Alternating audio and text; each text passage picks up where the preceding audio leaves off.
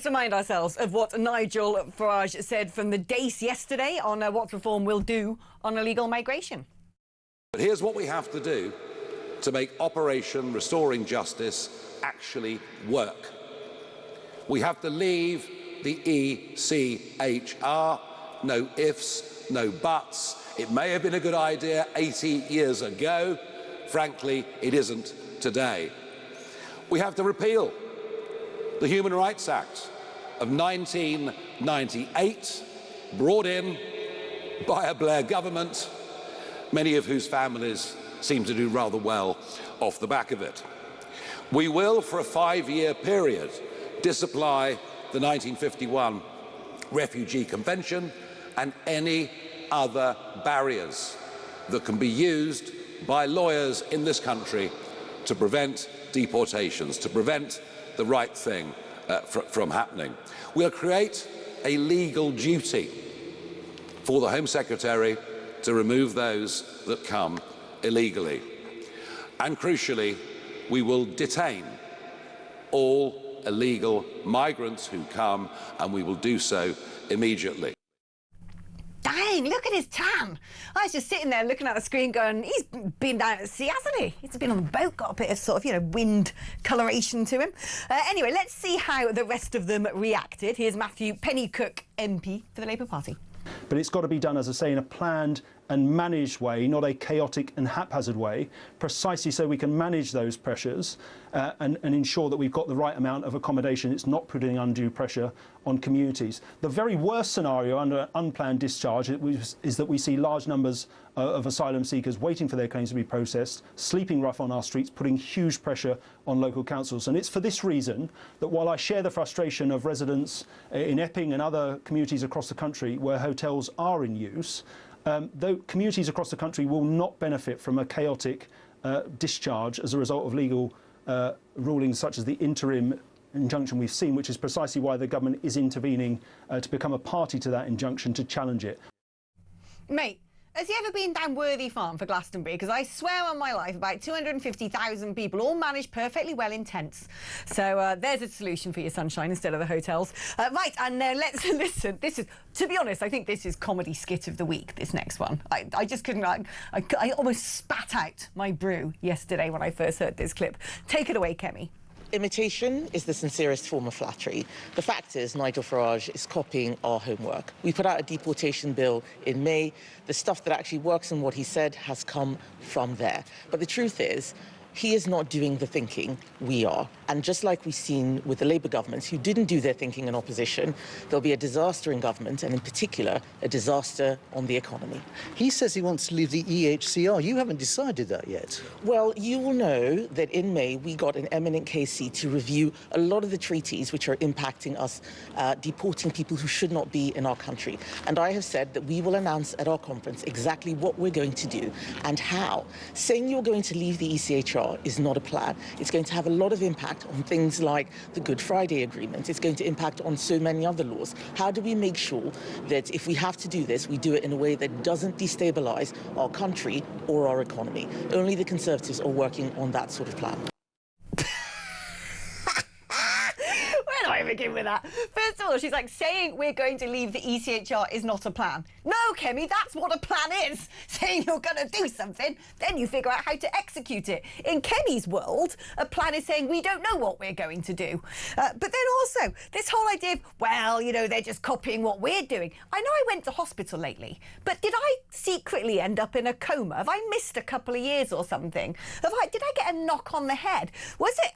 were the Conservatives, leaving the ECHR and sending loads of flights out from Stansted Airport to far-flung corners of the world with these people who've broken into our country?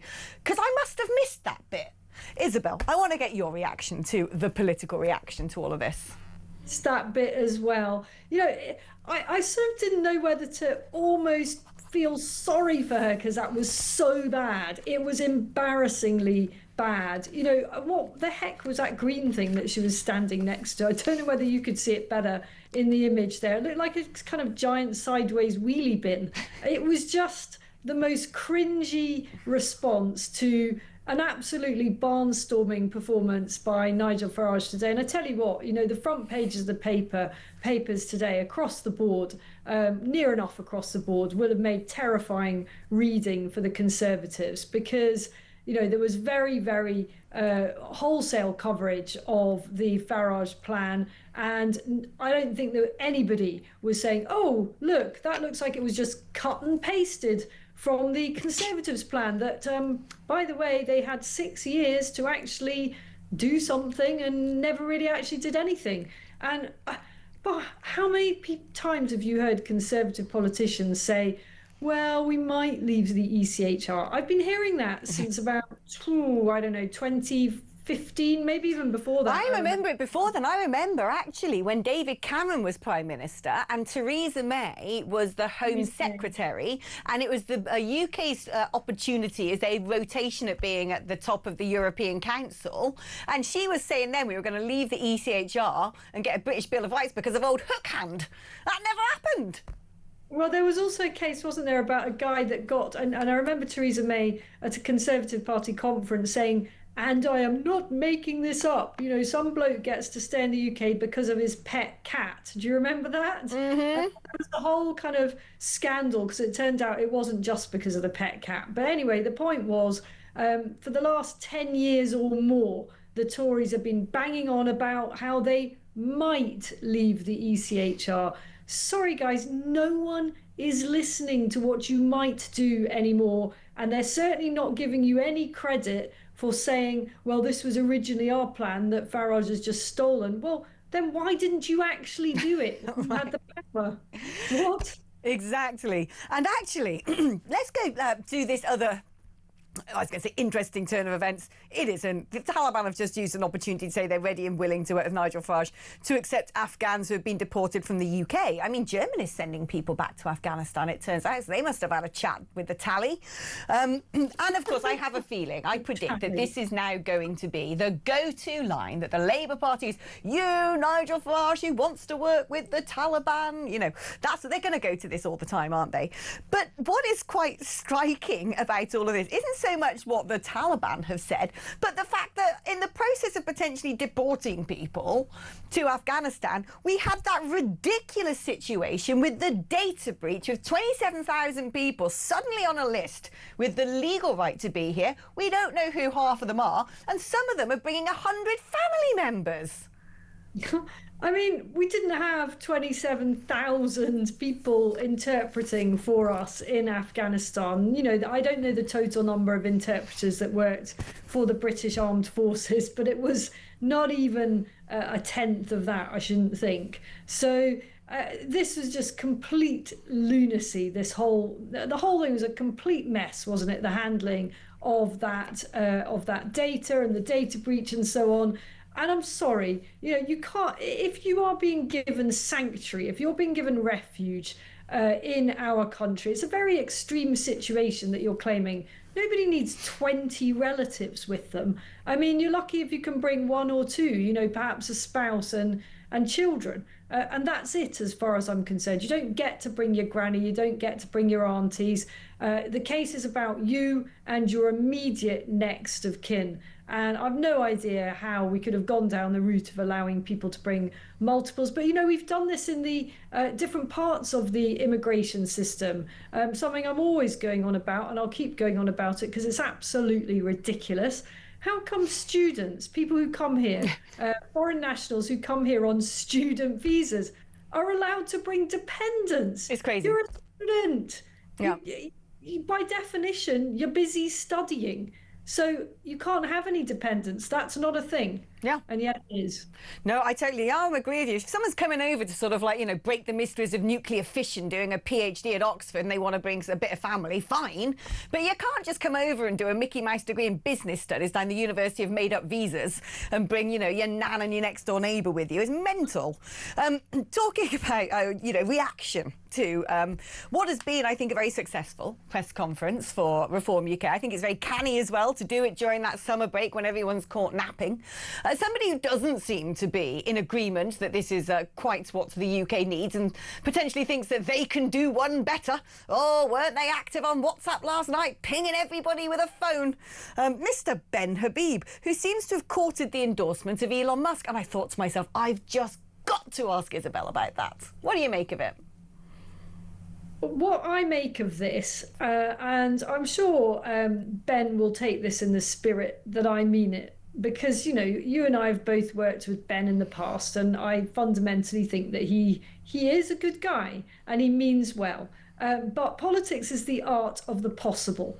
And I cannot understand why someone so fundamentally intelligent could possibly think at this point that there is space for some random new start-up political party, you know, with some whole different set of policies to what is being proposed by Nigel Farage so effectively. You know, the naivety of thinking that at this stage you can start a new political party and somehow be in a position to win seats at the next election on any kind of scale takes my breath away, especially since it comes from a group of people who are actually quite experienced in politics. They should know just how hard it is to get a new political party off the ground, how damn expensive it is, how bleak it is, how you are mocked and ridiculed. And Ben would probably say I'm doing the same now, and I'm not, you know, I mean this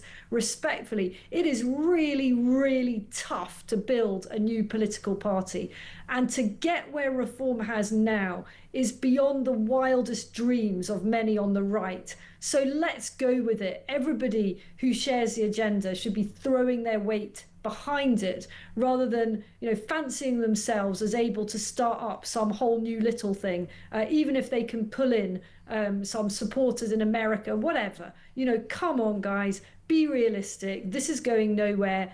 Let's get behind Nigel Farage and what he is so brilliantly achieving and where he's got the party in the polls by now, which is just incredible. Oh, I just wish men, when they had not much to do in their latter years, took up golf like they used to. Why are they all trying to set up political parties? Just stop it. Go back to the allotment, Jezza. Go back to the golf course. You know, tinker with a motorbike. Have a midlife crisis and wear a leather jacket for all I care. Stop creating political parties. There's too many.